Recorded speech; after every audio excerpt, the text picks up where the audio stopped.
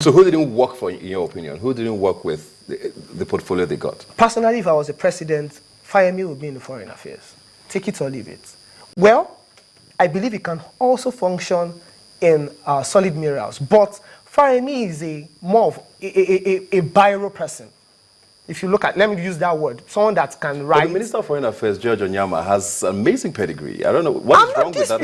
I'm not disputing that. But if you put Onyama and Fayemi together, I think my take will go for Rotimi. For Fayemi. Fayemi has been exposed to the Western So has the world. Minister of Foreign Affairs. Very well. You know when the Kudirat radio came up and the likes like that during the Abacha era, Fayemi was abroad. He worked a lot closely with the Western powers, and our international reputation has gone down. I believe Fayemi should have been in that position to raise the bar to an extent. That's my own opinion. Nevertheless, I still believe that it can function very well in solid minerals too. But he has to, because Mr. President says everybody's going to be watched closely. Sure. Let's talk about Fashola now, who got this ministerial position. He's been called the Prime Minister now, after the former minister, Ngozi Okonjo-Iweala, who was called Prime Minister in the last government. I mean, he controls 3 key positions now in this government, which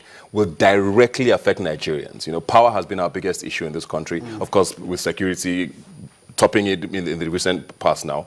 And of course, works, housing, those are things that directly affect Nigerians. If it does not work, people will know and see, you know, and it's a huge task he has ahead of him. And he pretty much has about 3 years to do this, at least to convince Nigerians that he can work. Do you think he can pull it off? Well, I have serious confidence in the former governor of Lagos State now.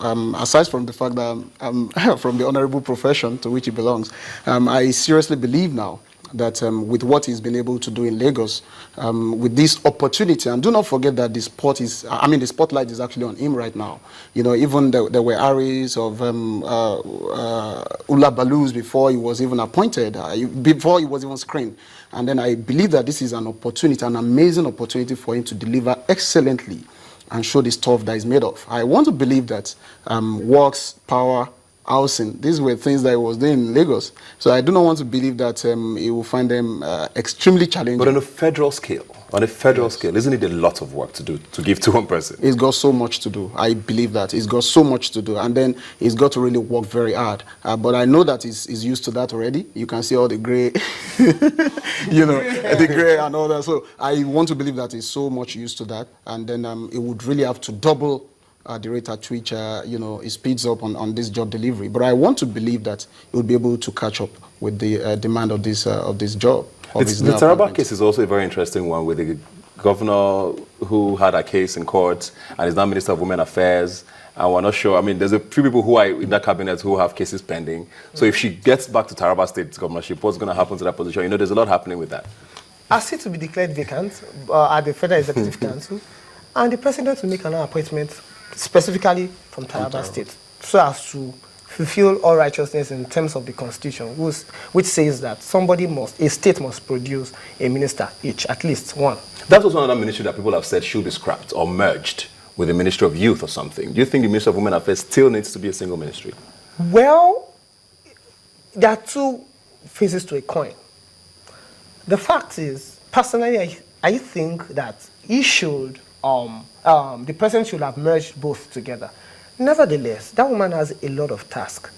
These IDPs in the north, in the east part of the country, eastern part of the country, northeast, Adamawa, Borno, Yobe State, and so on. Do you know that women are the most affected, and little children? And our ministry is key to making life comfortable for those people.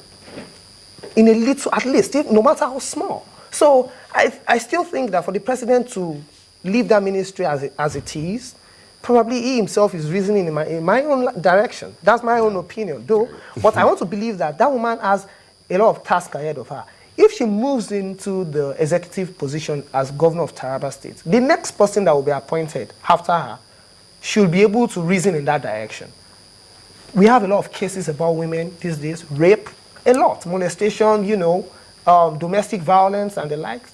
The IDPs are there. The women, Boko Haram issue, we have a lot. Yeah. So I know you want to say something there, but Absolutely. I just want to get a final word from you, unfortunately, because we don't have a lot of time. I mean, next year is going to be their first full year in office, basically, and the APC is going to be drawing up its own budget now. Yeah. So no more excuses, pretty much, for Nigerians. You have a cabinet now. You're going to draw up your own budget. So 2016 should be a full year of service, let me use that word, to Nigerians. What do you want to see at the end of next year from this government, with this cabinet you're seeing? Now, what are some concrete things you want to see? Massive transformation in all sectors, across board. We want to see infrastructural development in this country. We want to see economic policies that will bring food to the table of the common man. We want to see our roads well-tarred, well-laid. We want to see our children have access to quality education. We want to see vibrant policies from government that will change our lives for the better. And that's exactly what we want to see from the president, from the ministers, from special advisors, from all political office holders in this country. And this should be an opportunity to send that message to all of them, that we are all watching and we believe in them, we are ready to support them, but we need them to actually deliver on the tenets of democratic principles and values that will bring transformation to our nation. That's exactly what we want to see. Clara, you, very quickly, please. Next year, transformation on all boards, all strata of the government, especially corruption. Next year, I believe some people should be in jail right now. Some monies should be back. That's a fact.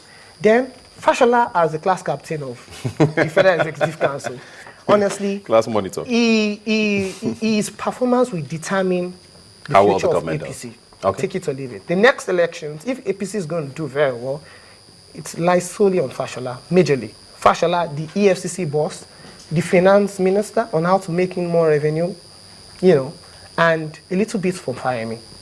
What about Amechi? Even Rotimi Amechi. You can't excuse him. Pretty much every minister then. You can't excuse him. All of them. Well, thank you very much, They should Wale. Thank you very much, Kayode. It's a pleasure. We're looking forward to the next year. I mean, it's Absolutely. going to be hopefully an amazing year for Nigeria. Hopefully, Right, security birthday. issues will be a little less of a mind boggle for a lot of us, and government would have taken full flight. Thanks a lot for being here today. Pleasure again. We'll be right back with another special guest in the house. Please stay with us.